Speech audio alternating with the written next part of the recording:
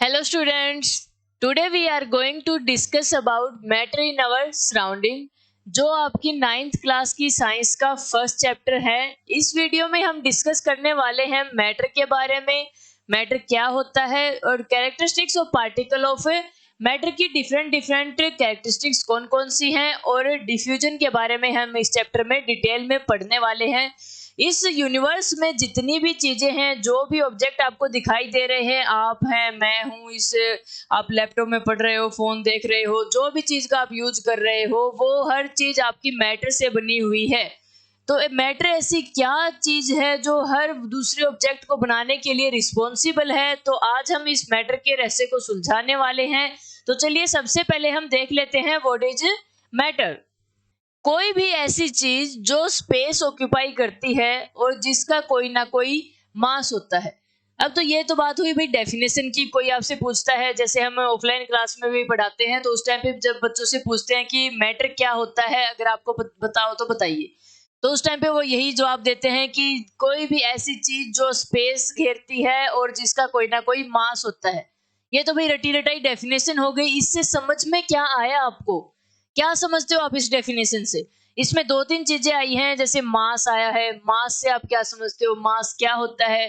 Space occupy करता है। Space occupy कोई भी चीज करती है, इसका मतलब उसकी कोई ना कोई क्या है, वॉल्यूम है।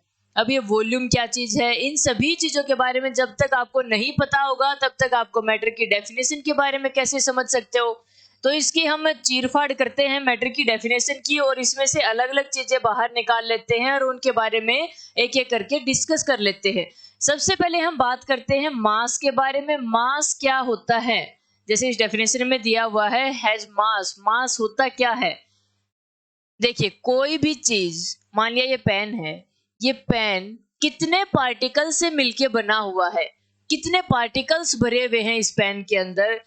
यानी हम कह सकते हैं, दूसरी भाषा में अगर हम बात करें, तो इस पार्टिकल के अंदर, सॉरी, इस पेन के अंदर कितना स्टफ भरा हुआ है ना, उसी को हम बोलते हैं मास। मान लिया आप चौक ले लो, चौक बोर्ड जिसपे हम बोर्ड पे लिखते हैं, जिससे वो चौक ले लिया हमने, वो चौक कितने पार्टिकल से मिलके बना हुआ है। अगर उसको हम अलग अलग करें, चीरफाड़ उसकी अगर हम करें, तोड़ दे छोटे छोटे टुकड़ों में, तो हमें पता चलेगा वो अनगिनत लाखों करोड़ों, पता नहीं कितने मिलियंस ऑफ पार्टिकल से मिलके बना हुआ है ना। तो कितने पार्टिकल से मिलके बना हुआ, उन पार्टिकल्स को ही हम बोल देते हैं स्टफ है। वो कितना स्टफ भरा हुआ है उस पेन के अंदर, उस चौक के अंदर, उस बोर्ड के अंदर, कोई भी इस दुनिया में जो भी चीज है, वो कितने पार्टिकल से मिलके बनी होती है, वो होता है उसका मास। अब मास हम पूछते हैं तो बच्चे बोलते हैं 2 kg 3 kg, जितना भी मास होता है उसके अंदर वेट होता है उसका, वो मास होता है। अरे वही तो पूछ रहे हैं, मास है क्या? मास वही चीज है जो हमें बताती है इसके अंदर कितने पार्टिकल्स हैं, यानी कि कोई भी ऑब्जेक्ट कितने स्टफ से बनी हुई है या कितने पार्टिकल्स से बनी हुई है। अब मास तो आपका क्लियर हो चुका है। अब एक चीज देखिए, ये मान लिया पेन है, इसके अंदर कोई ना कोई पार्टिकल भरे हुए हैं। अब ये पेन भाई कोई ना कोई जगह तो घेरेगा, कितनी जगह घेरता है, वो उसके मास और पार्टिकल्स पे डिपेंड करता है।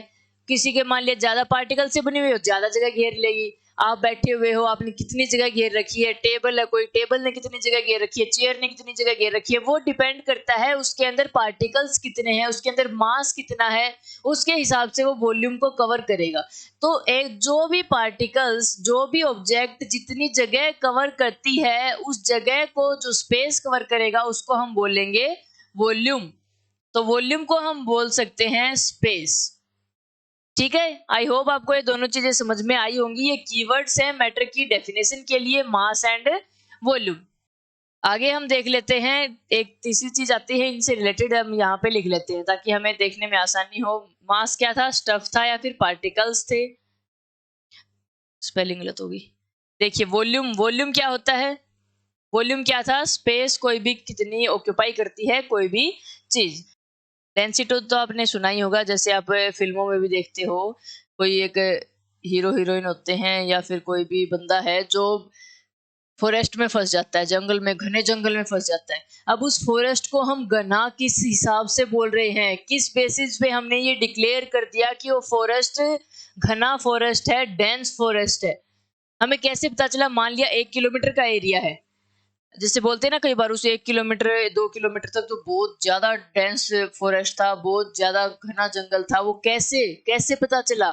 1 किलोमीटर का एरिया है, 1 किलोमीटर के एरिया में अगर मान लिया पार्टिकल्स ज़्यादा थे, पार्टिकल्स उस टाइम पे क्या होंगे? पार्टिकल्स उस टाइम पे होंगे पेड़ हो गए, एनिमल्स हो गए, बहुत सारी ऐसी चीजें होती हैं जो फॉरेस्ट के अंदर होती हैं। तो ये डिफरेंट डिफरेंट पार्टिकल्स होते हैं जो मिलके घना जंगल बनाते हैं। इससे रिलेटेड हम एक चीज देख लेते हैं, डेंसिटी क्या होती है। डेंसिटी होती है कितना किसी भी चीज में, किसी पर्टिकुलर स्पेस में कितना मास भरा हुआ है, कितने पार्टिकल्स भरे हुए हैं, यानी कि हम ये बोल सकते हैं कितना मास भरा हुआ है कोई गिवन वॉल्यूम के अंदर, उसको हम बोल देंगे डेंसिटी। आई होप आपको इतना समझ में आया होगा। अब हम देख लेते हैं डेंसिटी का फॉर्मूला होता है एक m/v, वो कैसे निकल के आया। रटना नहीं है हमें, density is equal to m/v होता है। ये आपके एनसीईआरटी का क्वेश्चन है मेरे ख्याल से, इसको रटना नहीं है, हम देख लेंगे ये बना कैसे। देखिए भाई, मान लिया हम एक बार तो ले लेते हैं वॉल्यूम को कांस्टेंट रख लेते हैं। वॉल्यूम को कांस्टेंट कैसे रख लिया? मान लिया 1 किलोमीटर का एरिया है, 1 किलोमीटर के एरिया को हमने कांस्टेंट रख लिया, जो स्पेस होता है वही वॉल्यूम होती है यहाँ तक। और मास को हम क्या करते गए, एक बार घटा दिया एक बार बढ़ा दिया, वॉल्यूम रखी सेम 1 किलोमीटर। तो डेंसिटी पे क्या फर्क पड़ेगा? देखिए डेंसिटी पे क्या फर्क पड़ेगा। मान लिया हम मास को क्या कर रहे हैं, इंक्रीज कर रहे हैं, मतलब 1 किलोमीटर एरिया में बहुत ज्यादा पेड़ लगा दिए हमने, बहुत ही ज्यादा पेड़ लगा दिए, तो डेंसिटी भी क्या हो जाएगी, इंक्रीज हो जाएगी। अब मान लिया डिक्रीज कर दिया हमने, पेड़ काट दिए, बहुत ज्यादा पेड़ काटते जा रहे हैं, तो एक टाइम पे क्या होगा, जो घना जंगल है वो उसकी डेंसिटी कम हो जाएगी। किसकी वजह से हुई? एरिया थोड़ी ना चेंज हो गया, एरिया तो वही है, यहाँ पे चेंज हुआ है मास। मास के चेंज होने की वजह से क्या आई है, डेंसिटी भी चेंज हो रही है। तो यहां से एक इक्वेशन निकल के आई है, density is directly proportional to mass. Mass में जितना हम चेंज करते हैं उतना ही डेंसिटी में चेंज होता जा रहा है। इसको घटाते हैं तो घटती जा रही है डेंसिटी, बढ़ाते हैं तो बढ़ती जा रही है डेंसिटी। तो इक्वेशन फर्स्ट आपकी होगी D directly proportional to M. अब हम दूसरी चीज देख लेते हैं। दूसरी चीज में हम क्या करते हैं, मास को कांस्टेंट रख लेते हैं और वॉल्यूम को हम इंक्रीज डिक्रीज करते रहते हैं। मास को हमने कांस्टेंट रख दिया, मास को हमने जैसे बोल दिया कि हमने भाई 100 पेड़ ही लगाने हैं, 100 पेड़ लगाने हमने, वो एरिया आप देखोगे कितने एरिया में आपने लगवाने हैं। अगर हम बोल दें 100 पेड़ को हमने 1 किलोमीटर एरिया में लगवाना है, और दूसरी सिचुएशन हम बोल दें कि 100 पेड़ को हमने 2 किलोमीटर एरिया में लगवाना है, या फिर हम बोल ले 5 किलोमीटर एरिया में लगवाना है, ठीक है, तो डेंसिटी पे क्या फर्क पड़ेगा? कम वॉल्यूम में ज्यादा पेड़ लगाएंगे तो ज्यादा डेंसिटी होगी, या ज्यादा स्पेस में इतने ही पेड़ लगाएंगे, 100 ही पेड़ लगाएंगे तो डेंसिटी ज्यादा होगी। सीधी सी बात है भाई, कम एरिया है, कम जगह है, पेड़ ज्यादा हो गए तो डेंसिटी ज्यादा होगी। और एरिया बढ़ गया और पेड़ उतने ही हैं, सेम है, 100 ही पेड़ है, तो क्या हो जाएगी, डेंसिटी आपकी डिक्रीज हो जाएगी। तो एक चीज हम देख रहे हैं, वॉल्यूम अगर कम है तो डेंसिटी बढ़ रही है, अगर वॉल्यूम आपकी ज्यादा है तो डेंसिटी घट रही है। तो इससे हमें पता चला D is inversely proportional to volume, जो आपकी इक्वेशन सेकंड हो जाएगी। अब इन दोनों इक्वेशन को हम एक ही इक्वेशन में पुट करके देख लेते हैं क्या निकल के आता है हमारा। D is equal to m/v, ये हमारा फॉर्मूला निकल के आ चुका है। आई होप आपको यहाँ तक समझ में आ गया होगा। कुछ हमें ये मतलब नहीं है कि सिर्फ सिलेबस ही रटना है, हमें बेसिक कंसेप्ट भी पता होना चाहिए। जैसे मास और वॉल्यूम तो आपका खासकर मैथ में भी आता है, तो हमें बेसिक चीजें भी लेके चलनी है। अगर मान लिया हमें कोई पूछ ले, आपके पापा ने पूछ लिया, मम्मी ने पूछ लिया, किसी ने पूछ लिया क्या पढ़ रहे हो भाई, आपने बोल दिया मैटर पढ़ रहे, क्या है ये मैटर, होता क्या है मैटर, आप उनको बता दोगे एनीथिंग दैट ओके भाई स्पेस एंड हैविंग मास, नहीं समझ में आएगा उनको। अगर आप ये मान के पढ़ा करो, अगर हमें किसी ऐसे इंसान को समझाना पड़ जाए कि जिसको कुछ भी ना आता हो, तो हम उसको कैसे समझाएं। अगर आप ये मान के पढ़ रहे हो तो आपको 100 आउट ऑफ 100 लाने से कोई नहीं रोक सकता। और दूसरी बात ये है, मार्क्स ही जिंदगी नहीं है, आपकी डेली लाइफ में भी ये चीजें काम आएंगी, ठीक है। ओके चलिए आगे चलते हैं। आगे है आपका characteristics of particle of matter. Matter के जो पार्टिकल होते हैं उनकी प्रॉपर्टीज क्या क्या होती हैं। अभी हमने देखा है भाई, मैटर जो होते हैं वो हर चीज को, दुनिया में जितने भी यूनिवर्स में जितनी चीजें हैं उसको बनाने में रिस्पॉन्सिबल है कौन, मैटर। अभी मैटर भी किसी चीज से बना होगा, है ना, मैटर भी तो किस चीज से बना है, मैटर किस चीज से बना है, मैटर बना है एटम से। अब ये एटम क्या आ गया, मैम आप भी नए नए वर्ड्स लेके आते रहते हो, अब मैटर तो सुलझाया नहीं था हमने, अब एटम भी ले आए आप। एटम देख लेते हैं, एटम क्या है। कोई बड़ी बात नहीं है, बिल्कुल आराम से चलेंगे, हम समझ के चलना है, रटना नहीं है। देखिए एटम क्या होता है। एटम एक ऐसी चीज है, मान लिया मैं इस पेन को तोड़ते जाऊं तोड़ते जाऊं तोड़ते जाऊं तोड़ते जाऊं, बहुत ज्यादा बार मैंने इसको तोड़ दिया। एक स्टेज इसकी एक ऐसी आ जाएगी जिसके बाद ये टूटना बंद हो जाएगा, उसके बाद हम इसको नहीं तोड़ सकते।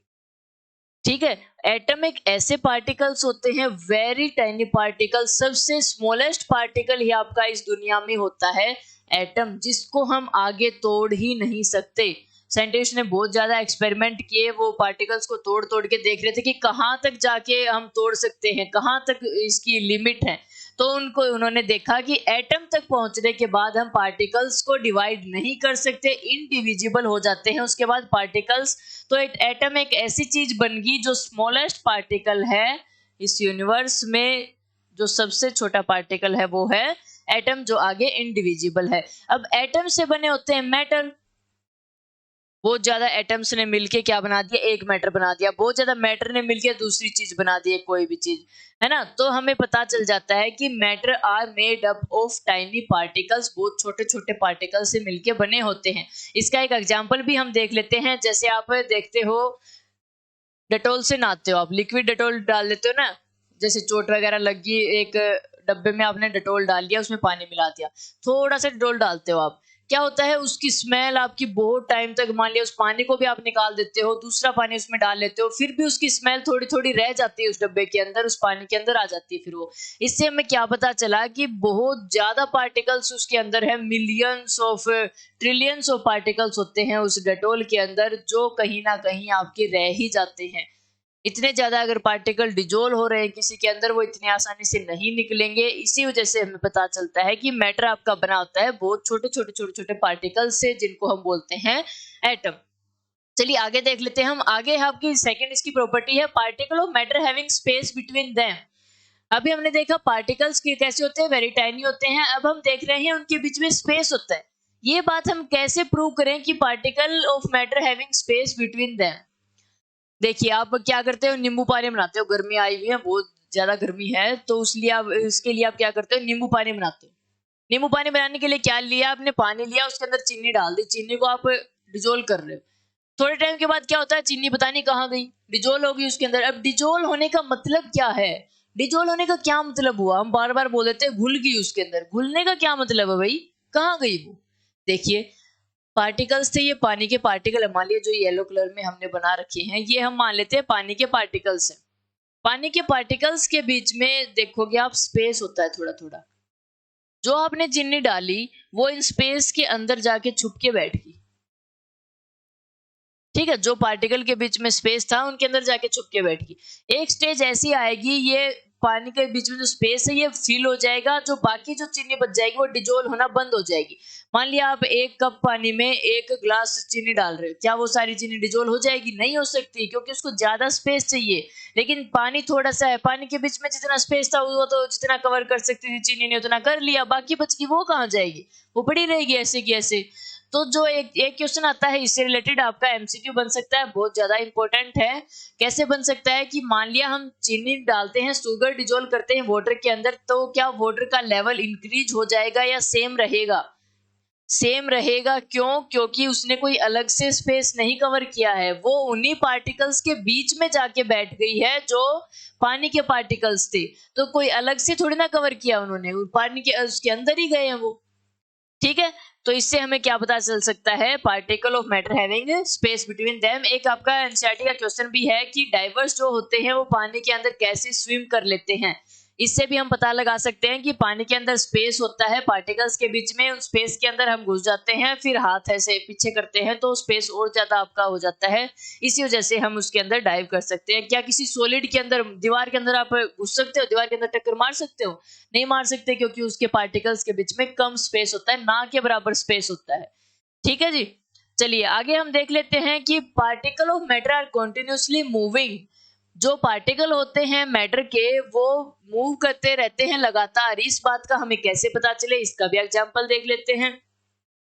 मान लिया आप कहीं जा रहे हो गली में, वहां से आपको एकदम से स्मेल आती है, ओहो कहीं कहीं मैगी बन रही है। है ना, आपका दिमाग में पहुंच गई कहीं ना कहीं मैगी बन रही है, मैं भी घर जाके मम्मी से मैगी बनवाऊंगा। है ना, कहीं कई बार ये होता है कि हलवा बन रहा है, कहीं ना कहीं बन रहा है किसी और के घर पे, स्मेल हमारे घर पे आ जाएगी। क्या है ऐसा, वहां के पार्टिकल हमारे पास कैसे आ गए? है ना सोचने की बात। देखिए कई बार क्या करते हो आप, वो लगाते हो, धूप लगाते हो, अगरबत्ती लगाते हो अपने मंदिर में, वहां पे क्या होता है, लगाई आपने मंदिर में लेकिन फैल गई पूरे घर में, घर से बाहर भी चली जाती है वो स्मेल। कैसे चली गई? इससे हमें क्या पता चला, जो आपके हलवे के पार्टिकल थे, मैगी के पार्टिकल्स थे, वहां पे क्या होता है, काइनेटिक एनर्जी। एक चीज यहाँ पे ध्यान देने की बात है, इससे हम पढ़ेंगे, आगे वाला टॉपिक भी इसी से रिलेटेड है, डिफ्यूजन, जो हम अभी करने वाले हैं। इससे पहले हमें पता होना चाहिए कि डिफ्यूजन होता कैसे है, टेम्परेचर बढ़ने से क्या क्या चीजें होती हैं। जैसे आपने क्या किया, टेम्परेचर बढ़ा दिया, किसी भी चीज का टेम्परेचर इंक्रीज कर रहे हो, तो जो पार्टिकल होते हैं उस चीज के, वो मूव करने लग जाते हैं तेजी से। जैसे पानी को बॉईल कर रहे हो आप, पानी को बॉईल करते टाइम क्या होगा, जो पार्टिकल्स होते हैं उनके बीच में जो स्पेस होता है वो टूटने लग जाता है, और वो पार्टिकल जल्दी जल्दी भागने लग जाते हैं। जो भागने की वजह से, जो मूव होने की वजह से जो एनर्जी आती है उन पार्टिकल्स के अंदर, उन एनर्जी को हम बोल देते हैं काइनेटिक एनर्जी। आप वर्क एंड एनर्जी में जाके पढ़ोगे, दो टाइप की एनर्जी होती है, काइनेटिक एनर्जी होती है, एक पोटेंशियल एनर्जी होती है। इस चैप्टर में सिर्फ आपकी काइनेटिक एनर्जी काम आएगी। काइनेटिक एनर्जी क्या होती है, जो पार्टिकल के मूव होने की वजह से कितनी तेज मूव करेगा उतनी ही काइनेटिक एनर्जी बढ़ती जाएगी। अभी टेम्परेचर को मान लिया मैं इंक्रीज करते जा रही हूँ, टेम्परेचर अगर इंक्रीज होता जा रहा है तो काइनेटिक एनर्जी भी इंक्रीज होती जाएगी। क्यों? क्योंकि पानी के पार्टिकल या जिस किसी भी चीज को हम टेम्परेचर दे रहे हैं, उसके पार्टिकल मूव करते रहेंगे, क्योंकि उनके बीच में, पार्टिकल्स के बीच में जो फोर्स ऑफ अट्रैक्शन है वो टूटता जाएगा। जितना ज्यादा मूव करेंगे उतनी ज्यादा काइनेटिक एनर्जी भी बढ़ जाएगी। ठीक है, इतना समझ में आया? इसी से रिलेटेड हम पढ़ेंगे डिफ्यूजन के बारे में। देखिए आगे वाले देख लेते हैं इससे रिलेटेड एक बार, फिर हम इसको फिर से करेंगे, डिफ्यूजन से समझेंगे। Particle of matter attract each other, इससे हम देखेंगे नेक्स्ट वीडियो में। जैसे सॉलिड, लिक्विड, गैस, आपकी तीन स्टेट होती है मैटर की, उसमें हमें पता चलेगा पार्टिकल्स ऑफ मैटर एक दूसरे को कैसे अट्रैक्ट करके रखते हैं एक दूसरे के साथ। सॉलिड ज्यादा अट्रैक्ट करके रखेंगे, लिक्विड थोड़ा कम, गैस में और भी कम अट्रैक्ट करके रखते हैं। अब हम समझ लेते हैं डिफ्यूजन के बारे में। देखिए काइनेटिक एनर्जी के बारे में हम पढ़ के आ चुके हैं, क्या होती है, जो पार्टिकल के मूव होने की वजह से जो एनर्जी आती है उसको हम काइनेटिक एनर्जी बोल देते हैं। अब देखिए भाई, मान लिया यहाँ पे हलवा बन रहा है गर्मा गर्म, ये हलवा बन रहा है, ठीक है, ये कौन सा हलवा बना दिया मैंने, फिर से बना लेते हैं चलो। ये मान लिया आपने बर्तन में क्या बना रहे हो, हलवा बना रहे हो, यहाँ पे नीचे आपने क्या लगा रखी है, आग लगा रखी है ऐसे, ठीक है। देखिए यहाँ पे क्या हुआ, जो हलवे के पार्टिकल्स थे, इन पार्टिकल को टेम्परेचर मिला, टेम्परेचर मिलने की वजह से इनकी काइनेटिक एनर्जी बढ़ गई। काइनेटिक एनर्जी बढ़ने से मतलब ये ज्यादा मूव करेंगे, ज्यादा मूव करेंगे भाई कहाँ जाएंगे, एयर के जो पार्टिकल्स होते हैं उनके बीच में स्पेस ज्यादा होता है, इतना हमें पता है, तो उन स्पेस के अंदर ये पार्टिकल घुस जाएंगे। अब थोड़ी बहुत हवा चलती है, अब हमें पता है कि particle of matter continuously move करते रहते हैं, तो मूव करते रहेंगे तो वो पार्टिकल एयर के अंदर आ जाएंगे, एयर मूव करती रहेगी, वो पार्टिकल हवा के साथ साथ बहने लगेंगे, बहने लगेंगे, वो हमारी नाकों तक आ जाएंगे, है ना। इसी चीज को हम बोलते हैं डिफ्यूजन। एक गैस का दूसरी गैस के अंदर मिक्स हो जाना ही क्या कहलाता है, डिफ्यूजन कहलाता है। जहां पे कंसंट्रेशन उस पार्टिकल्स की ज्यादा होती है, वो लोअर कंसंट्रेशन की तरफ भागने लग जाता है, उस चीज को क्या बोलते हैं, डिफ्यूजन। यहाँ पे कंसंट्रेशन हलवे के पार्टिकल की ज्यादा थी, जो बाकी की जो एयर बची हुई है वहां पे कम थी, तो ये हलवे के पार्टिकल की जो कंसंट्रेशन है, जो खुशबू है, वो इस एयर में जाके मिलने लग जाएगी। तो हम कह सकते हैं जो higher concentration to lower concentration mix होती हैं गैसेज आपस में, उसको हम बोल देते हैं डिफ्यूजन। ठीक है जी। देखिए दूसरा क्या है, इसके लिए रिस्पॉन्सिबल क्या क्या चीजें हैं, इसमें हम देख लेते हैं। Intermixing of particle of two different type of matter is known as diffusion. Rate of diffusion कब इंक्रीज होगा, जब टेम्परेचर इंक्रीज हो जाएगा। कैसे इंक्रीज होगा टेम्परेचर, बाय हीटिंग। अब हम गैसेज में देख लेते हैं डिफ्यूजन कैसे होता है। जैसे कोई खाना बन रहा है, एक आपका क्वेश्चन भी है एनसीईआरटी का, हॉट सिजलिंग फूड आपका जल्दी खुशबू आ जाती है और ठंडे खाने की खुशबू लेने के लिए हमें उसके नजदीक जाना पड़ता है। ये क्यों होता है? क्योंकि हॉट सिजलिंग फूड की आपकी काइनेटिक एनर्जी ज्यादा होती है पार्टिकल की, वो दूसरी गैस के अंदर मिक्स हो जाएंगे और आराम से दूर तक मूव कर सकेंगे। और ठंडे खाने की जो काइनेटिक एनर्जी होती है वो कम होती है, वो दूर तक नहीं जा पाएंगे, इसीलिए हम उनको पास जाके स्मेल करना पड़ेगा। दूसरा क्या है? Fragrance of burning incense stick spread all around due to diffusion. ये हमें पता है। कोई किसी ने मान लिया परफ्यूम लगा के आया हुआ है दूसरा बंदा, उसकी स्मेल भी हमें आ जाती है। वो कैसे आती है? वो भी डिफ्यूजन की वजह से आती है। जैसे ही आपका क्या होता है, लिक्विड में भी डिफ्यूजन होता है। एक आपका एनसीईआरटी में ही एक्टिविटी दी हुई है जो हम करेंगे कभी, अभी थोड़े टाइम के बाद ही हम शॉर्ट्स डाल देंगे उस एक्टिविटी की। उसमें क्या होता है, एक पोटेशियम परमैंगनेट लेते हैं, जो लाल दवाई भी बोल देते हैं जिसको आम भाषा में, वो ले लिया, उसको हमने पानी के अंदर डिजोल्व कर दिया। तो उसके हम एक दो पार्टिकल अगर देखते हैं, इससे हम दो चीजें प्रूव कर सकते हैं। एक तो डिफ्यूजन के बारे में, एक पार्टिकल ऑफ मैटर है made up of tiny particles, उस चीज को भी हम प्रूव कर सकते हैं। तो उसमें क्या होता है, पोटेशियम परमैंगनेट हमने डाला, वो सॉलिड हो गया एक किस्म से, और वो दूसरी चीज क्या है, लिक्विड है। वो उसके अंदर क्या हो जाएगा, आराम आराम से पूरे लिक्विड के अंदर फैल जाएगा। तो ये ऐसी चीज होती है, दूसरे मैटर का किसी दूसरे अंदर के मैटर के अंदर मिलना, उसको हम कहते हैं डिफ्यूजन। ऐसे क्या होता है, मान लिया आपने पानी लिया, पानी के अंदर इंक छोड़ दी, स्याही छोड़ दी, क्या होगा, थोड़े टाइम के बाद आप देखोगे वो पूरी स्याही पूरे पानी को आपका ब्लू रेड जिस कलर की भी डालते हो वैसे ही हो जाएगी, पता ही नहीं चलेगा स्याही है या पानी है। तो उसके अंदर वो अच्छी तरीके से मिक्स हो जाती है। इसीलिए क्या कहते हैं, intermixing of a different matter of particles of matter is known as a diffusion. तो चलिए आज के लिए बस इतना ही। आराम से हम इस चैप्टर को कंप्लीट कर लेंगे, बिल्कुल इजी चैप्टर है। इससे आगे आने वाली वीडियो में हम देखेंगे state of matter, change in state of matter, एक स्टेट से दूसरी स्टेट में हम कैसे जा सकते हैं। फिर हम इवेपोरेशन के बारे में देख लेंगे, factor affecting rate of evaporation, और बाकी ऐसे कर करके हम पूरे चैप्टर को कंप्लीट कर लेंगे। अगर इससे रिलेटेड आपको पीडीएफ चाहिए, पीपीटी चाहिए, या एमसीक्यू चाहिए, या आपको टेस्ट दे के देखने हो, डेली क्विज करने हो, तो आप हमारी ऐप पे विजिट कर सकते हो, जिसका डिस्क्रिप्शन में आपको लिंक मिल जाएगा, जिसका नाम है उपनिषद इंस्टीट्यूट। तो चलिए मिलते हैं आपसे नेक्स्ट वीडियो में।